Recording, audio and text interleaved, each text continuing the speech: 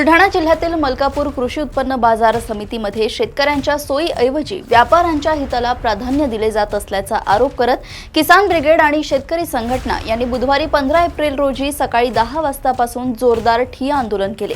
शेकडो शेतकऱ्यांनी विक्रीसाठी आणलेला मका बाजार समितीच्या आवाराबाहेर रस्त्यावर उभा असताना व्यापाऱ्यांनी आधीच खरेदी केलेला माल मात्र मुख्य शेडमध्ये साठवून ठेवण्यात आला।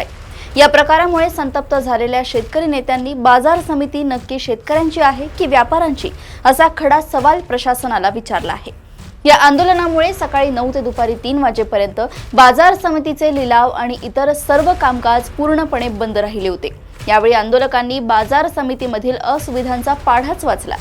बाजार समितीत शेतकऱ्यांसाठी पिण्याच्या पाण्याची सोय नाही, उपहारगृह बंद आहे, शेतकऱ्यांना जेवण करण्यासाठी साधी जागाही उपलब्ध नाही आणि स्वच्छतागृहे अत्यंत घाणेरड्या अवस्थेत किंवा बंद आहे। जोपर्यंत व्यापाऱ्यांचा माल शेडमधून हलवून शेतकऱ्यांचा माल आत घेतला जात नाही आणि पायाभूत सुविधा पुरवल्या जात नाही तोपर्यंत माघार घेणार नाही, असा पवित्रा किसान ब्रिगेडचे संभाजी शिर्के, शेतकरी संघटनेचे निलेश नारखेडे आणि रविकांत तुपकर, शेतकरी संघटनेच्या जिल्हाध्यक्षांसह शेकडो शेतकऱ्यांनी घेतला आहे। या आंदोलनामुळे बाजार समिती प्रशासनावर मोठा दबाव निर्माण झाला असून परिसरात तणावाचे वातावरण होते। मलकापूर येथून अनिल कुमार गोटे यांची रिपोर्ट। नमस्कार। आज मलकापूर कृषी उत्पन्न बाजार समितीमध्ये कृषी उत्पन्न बाजार समितीच्या ह्या शेतकरी संघटनेने आणि शेतकऱ्यांनी या ठिकाणी ठिय्या आंदोलन केलेलं आहे। शेतकऱ्यांना न्याय मिळत नाही, पिण्यासाठी पाणी मिळत नाही आहे। या ठिकाणी कृषी उत्पन्न बाजार समिती सभापती आणि संचालक मंडळ हे शेतकऱ्यांना न्याय देण्यासाठी असमर्थ ठरत आहे। त्यामुळे या ठिकाणी शेतकरी संघटनेचे काही लोक आलेले, आपण त्यांच्याकडे जाणून घेऊया की या शेतकऱ्यांना त्यांच्या काय सुविधा पाहिजे आहे। नमस्कार भाऊ। नमस्कार। काय सुविधा पाहिजे, आपल्याला काय प्रॉब्लेम आहे? शेतकऱ्याच्या विषयाबद्दल जर बोलायचं झालं तर कॉटन मार्केट जे आहे, इथलं संचालक मंडळ असतील, इथले जे कर्मचारी असतील, हे कोणी शेतकऱ्याच्या बाजूने बोलत नाही। हे पूर्ण जे गोडाऊन आहेत, या गोडाऊन वरती सगळा जो माल भरलेला आतमध्ये हा व्यापाऱ्याचा माल आहे। आज शेतकऱ्याला माल बाहेर टाकावा लागतो। इथं शेतकऱ्याला साधं पाणी प्यायची व्यवस्था नाही। त्याच्यानंतर इथला जो काटा आहे, साहेबाचं म्हणणं आहे की काटा जो आहे तो व्यापाऱ्याला मान्य नाही, म्हणजे सरकारी काटा व्यापाऱ्याला मान्य नाही, प्रायव्हेट काट्यावर शेतकऱ्याला मोजायला जावं लागते, त्याचे पैसे शेतकऱ्याला भरावे लागतात। हे जे अवस्था आहे, या लोकांना शेतकऱ्याला हात धरणं बनवून ठेवलेलं आहे। त्यामुळे आम्ही निर्णय घेतला, जर तुम्ही हा माल एका तासात उचलत नसाल तर आमचे सगळे शेतकरी जो आहे हा माल उचलतील, आमच्या ट्रॅक्टरमध्ये भरतील।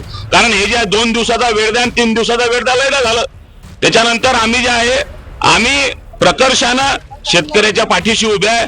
आमच्या सोबत सगळे आम्ही जे आहे, इथं जात पात धर्म पक्ष या सगळ्या गोष्टी विसरून, कारण शेतकरी कोणा जातीचा नाही, कोणा धर्माचा नाही, कोणा पक्षाचा नाही। आता मी जे आहे बुलढाणा जिल्हा किसान काँग्रेसचं प्रतिनिधित्व करतो।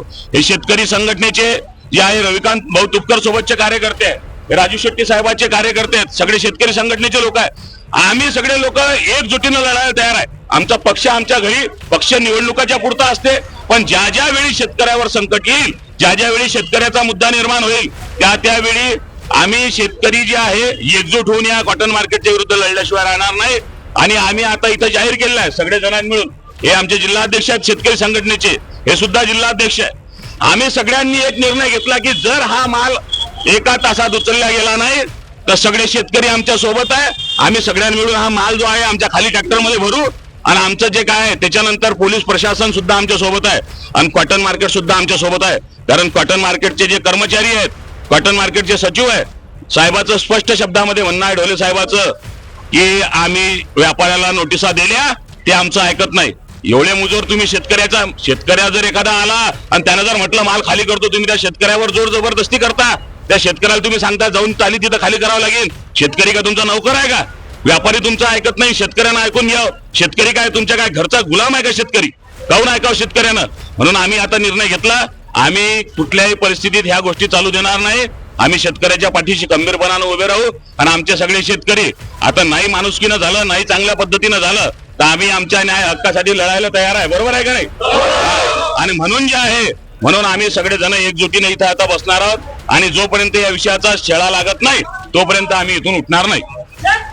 तर हे होते ब्रिगेडचे संभाजी शिर्के यांनी हा पवित्र हात घेतलेला आहे की जोपर्यंत शेतकऱ्यांना न्याय मिळणार नाही तोपर्यंत आम्ही इथून माघार घेणार नाही।